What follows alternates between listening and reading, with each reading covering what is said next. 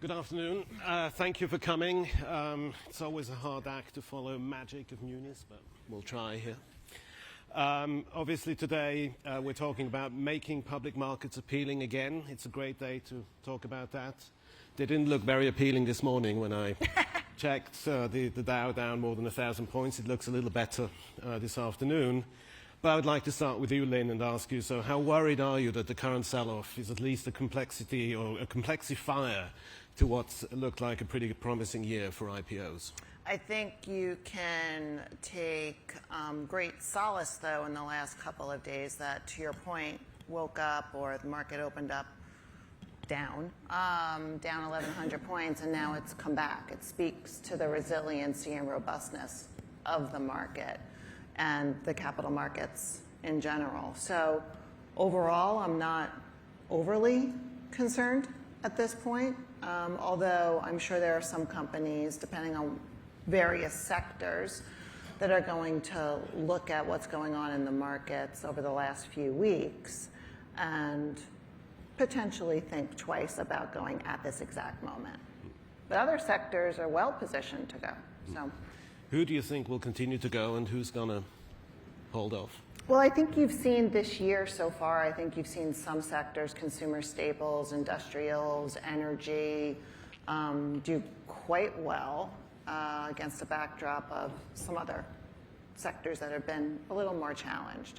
I think tech, though, is going to continue to be robust in the medium to long term. Samara, what do you think the current market environment? I mean, Jamie Dimon has already started a small zoo with cockroaches and a skunk the other day for inflation. Do you agree with him?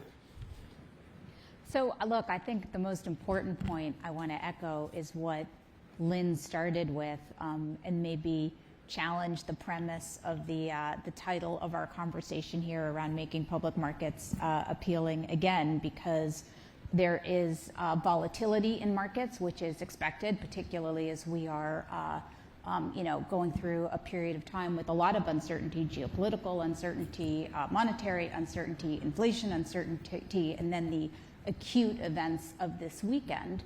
But there's also disorderly trading. And what we have actually seen in the volatility of the last few days is a really orderly market. And over the weekend, people were waiting for the market to open to transmit information to them around how news and events were being consumed and translating into outcomes for companies and for countries. And so the importance and the utility of public markets, especially during volatile times, I think is very much on display right now. I mean, obviously BlackRock is both in public and private markets. I mean, is it the right way to look at markets, public versus private, or do we see more of a continuum these days? How would you describe? I think investors see risk in whole portfolios, and I think that translates into a continuum and to an ongoing desire for capabilities to assess risk beyond the wrapper of how that risk is delivered. Now, access to public markets, the kind of wrapper that public listing provides companies, is easier for investors. It's easier, it's more transparent.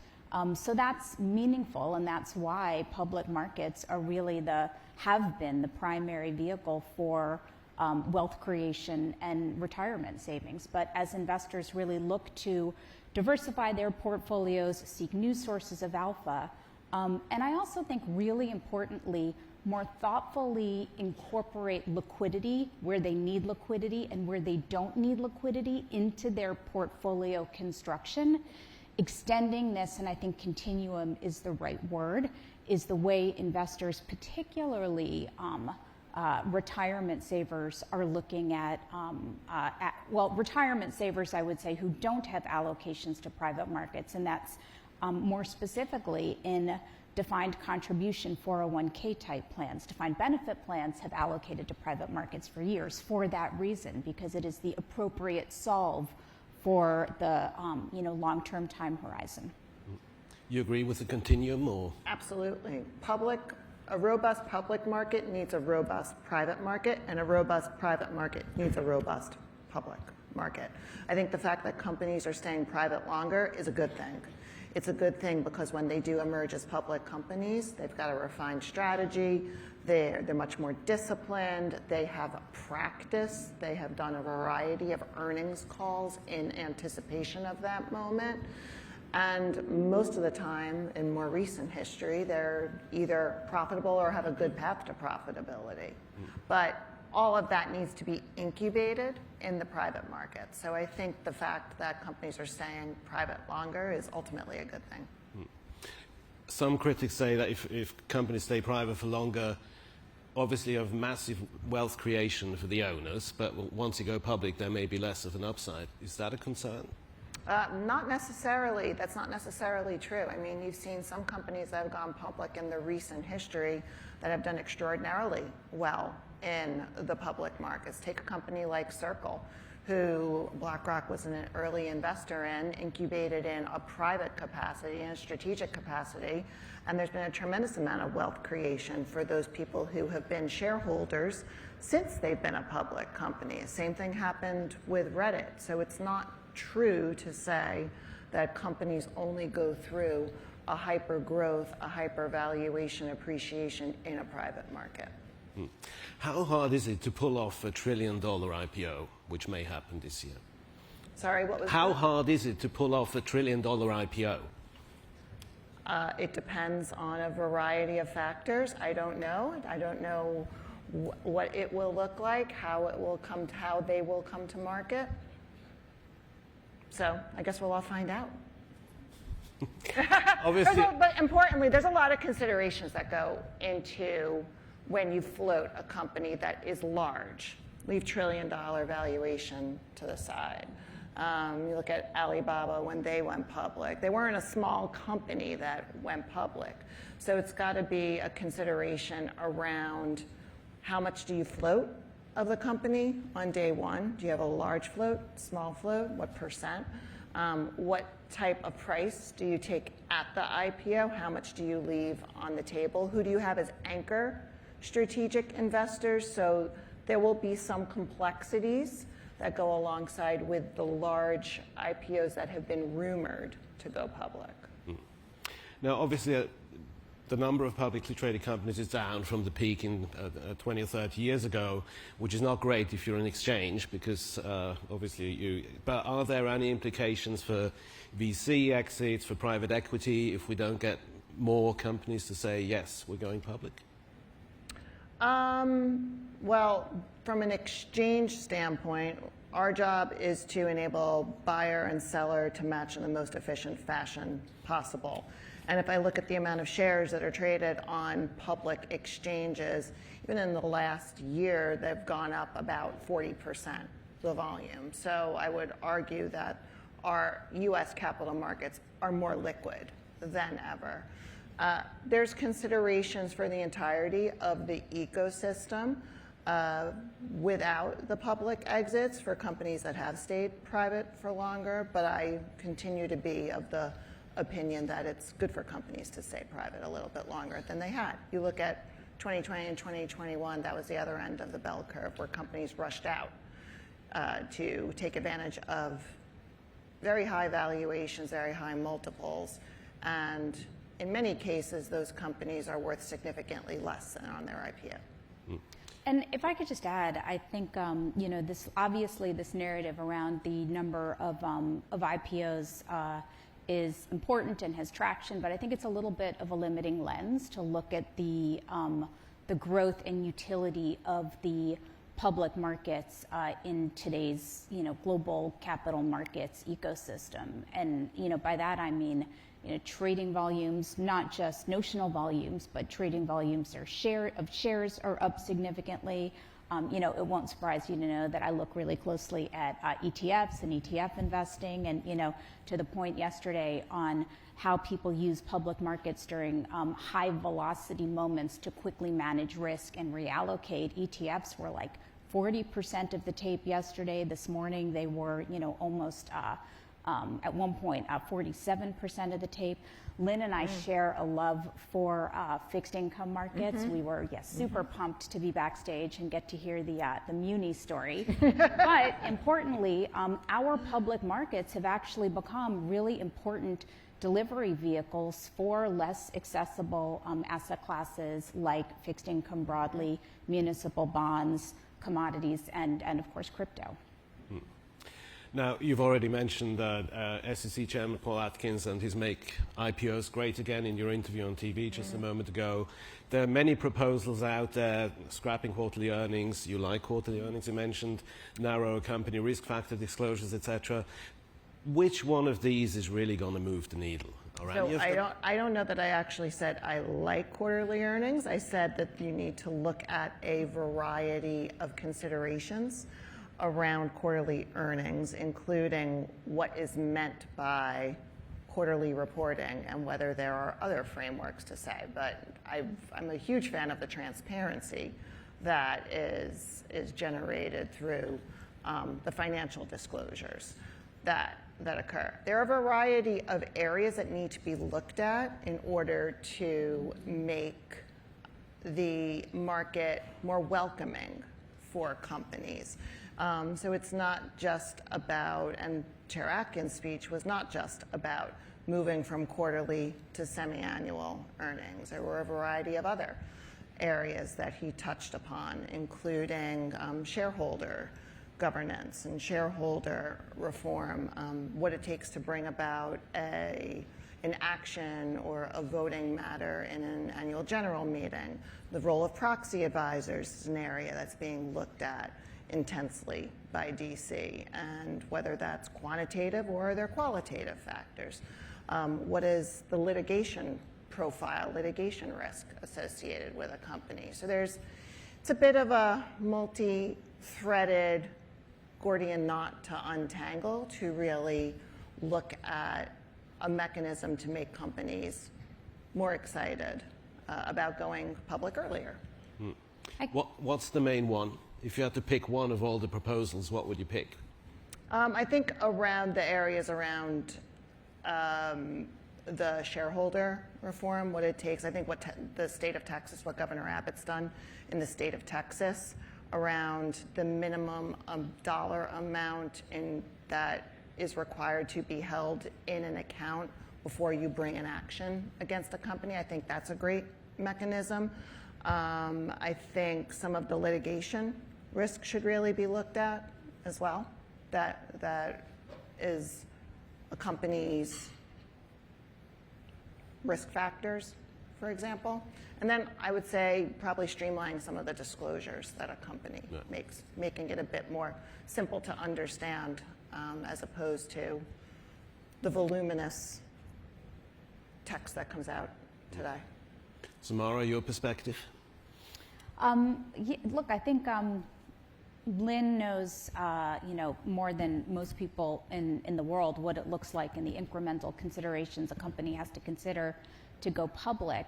I guess for me, I question, bringing the investor perspective, and we both agree that this is more of a continuum.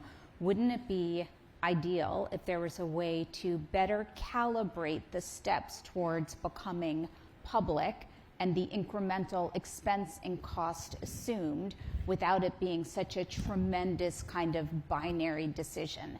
And there's actually a lot of work, I think, progressing now in that space, kind of in between public and private markets with respect to progressing particularly data standards and transparency, which is, I think, the goal of creating these markets that are so useful because they're accessible and transparent. That requires work and that requires disclosure.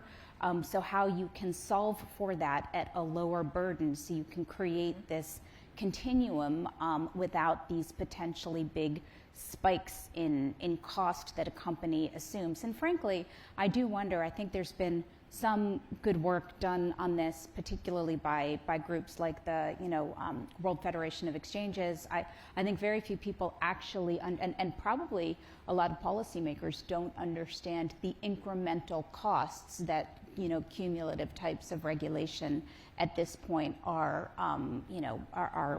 requiring of companies. So I think solves for that, especially given the technology tools that are available to us today, are probably the path forward. As an exchange, what can you do to make it more attractive to be a publicly traded company?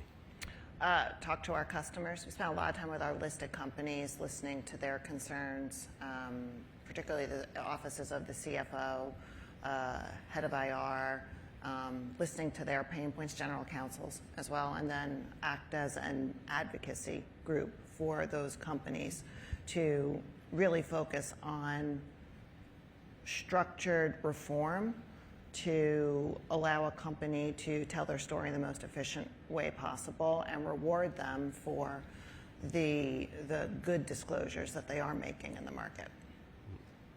Is there any sort of financial innovation that you could drive to get more companies to list? Tokenization has come up. Well, we did announce our tokenization initiative earlier this year. Our tokenization initiative is a platform that's going to be fully on-chain. We already built the technology, we've already done a variety of proof of concepts. It allows for instantaneous settlement, 24/7 trading. It importantly allows for the rights associated with a share to move into that electronic form, but is going to be a platform that runs in parallel to our more traditional exchanges. Our more traditional exchanges are moving to 23/5 later this year to, again, allow the responsible transfer of risk, the responsible matching of a buyer and seller during the elongated trading session, as opposed to what happens today. What are the risks of 24/7 or 24/5 trading? Samara, do you have a view? Well, first of all, the benefits are obviously going to be broader windows of access and price formation, and we've been talking about price formation. And the other thing, that I've learned through years of seeing lots of volatile equity markets is that it's hard to restart markets once they have stopped trading. So there again is a measurable benefit to markets and a lot of the big dislocations in history that we experience sometimes are on a market open. So I think there is a lot of positive benefits that we can take from theoretically 24/7, in practice 23/5. The big questions are going to be, number one, does the infrastructure and the guardrails that work so well during, regular market hours and in the early sessions too, evolve alongside the expanded trading windows? I would give huge credit, with the announcements that have been made over the course of the year around 23/5 trading. A lot of the industry participants, reporting venues, clearing services, have been working closely together to create the operational alignment so that the infrastructure supports the technology. But that's number one. And then number two, I think the really big question is going to be, do we actually see incremental liquidity coming into the market versus the same amount of liquidity being spread over a broader window? The latter would not be accretive to markets, but I think the collective bet that the industry is making is that this is a way to bring more participation and liquidity into the markets. You agree? Absolutely, particularly as the U.S. markets continue to be the envy of the world, seeing the investment dollars that are put into the U.S. names, in particular during the Asian trading session, on the non-regulated exchanges. I think this is the exchange framework moving towards 23/5 brings the reliability and resiliency to prevent a reoccurrence of what happened in August 2024, where the Nikkei drops 12.5%. And a variety of trades become invalidated. It was really what led us towards moving forward with, at the time, 22/5, but to match the clearing cycle, 23/5 now. And you think the guardrails are there to avoid that there's no volume or the same volume but spread out? Yeah, absolutely. I think the guardrails are there. If you look at the U.S. equity markets and all of the volatility that those markets have withstood over the course of time, be it the limit up, limit down plans, a variety of other circuit breaker, the interconnectedness of the market. The market framework, the market infrastructure has been built, refined, and honed through a variety of crises. So why would you not implement that framework to make trading more reliable, safer, and more resilient during an elongated trading day? Are you worried about other markets or other countries trying to emulate what we have here? I mean, 30 years ago in Germany, there was a Neue Markt that didn't go particularly well. Are there others where you think, oh my God, this is really bad and we should try and get more people into America? You are seeing a tremendous amount of capital flow to the U.S. If I look at even a listing we had this morning, is a UK company that moved their listing to be U.S. primary, a company called Sunbelt. Earlier in the year, we welcomed AstraZeneca, which moved their primary over as well. So it is, the U.S. markets continue to be the envy of the world, particularly as the U.S. dollar continues to cement itself as a reserve currency. We've talked a lot about regulation of public markets. People put a lot of money into private markets. Do you think there has to be more robust regulation for non-public markets to make public markets more attractive? Do I think there needs to be more regulation for private markets, prediction markets, etc., so you don't have casino over here and publicly regulated markets over here? Well, I think the prediction markets do have regulation. The CFTC has asserted itself as the regulator for the prediction market, so that regulatory framework is continuing to evolve. In general, I think anything that adds transparency to markets is a good thing.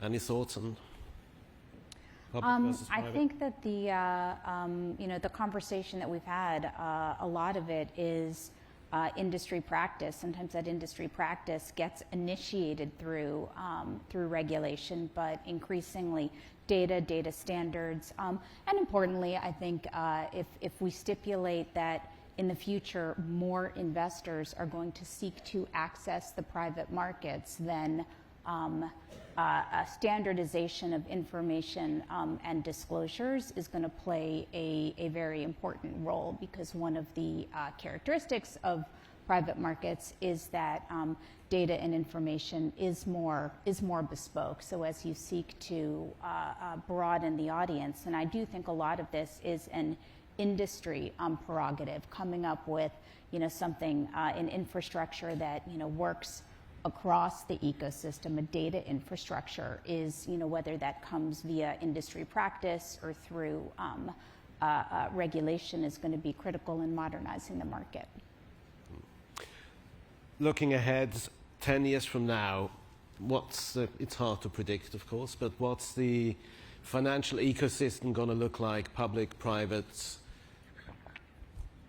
Your prediction, Lynn? I think you'll always see a robust private market. It's where that next great entrepreneur has his or her idea funded, either in the venture community and then the private equity community, to allow the company to find its footing, get its first users, hone that next great innovation. So I think you'll see that. I think you'll continue to see a very robust public market. I think you'll continue to see the more regulated wrappers, for lack of a better description, add transparency to the more opaque markets. And if I look at like the ETF market, for example, it's been the greatest innovation in modern financial markets, given the amount of structure, clarity around regulation it adds to some more opaque asset classes. Samara, your prediction? So, I'm going to give you an aspiration instead of a prediction. I think the goal is that in 10 years, there are more investors globally who are participating in positive economic growth through the capital markets. And I think that will happen through progress that is made in public markets, through modernization in private markets, through the utility of new technologies. We talked only briefly about tokenization, but I think tokenization will play an important role. And one prediction I will give you is that in 10 years, an investor will have a portfolio and not necessarily know what the wrapper is. They will know their risks, they will know their outcomes, and they will be able to refine and adjust according to those. Your worst case scenario? What could go wrong? So my worst case scenario is always the flip side of tremendous periods of innovation, which we're in right now, which is why, like I have probably mentioned, data and data standards, at least 5 times over the course of this conversation. Lynn made this incredibly important point that the tokenization model that the New York Stock Exchange has put forth, if you own that token, you actually have the rights you would have as an equity shareholder. That's actually not the case of a lot of things that are out there in the market right now around the world that are called tokenized equities. And so I think bad investor experiences where investors aren't equipped with the information to understand, given the huge choice of things that they have, that will lose people's trust in markets, and ultimately markets require trust for my aspirational statement, which is more participation in them, to happen. A last word from you, Lynn? My worst case scenario is people forget that the market over the medium to long term grows, and they forget the fact that markets go up and down, and tend to focus, people sometimes will focus on the immediate term and think it's a panic moment, which it's generally not. Even if over the last year, the Dow has gone from 36,000 to over 50,000. Markets grow over the medium to long term. That's a great point to end on. Thank you very much. The clock is telling us we're out of time. Thank you for listening, and thank you for coming. Thank you.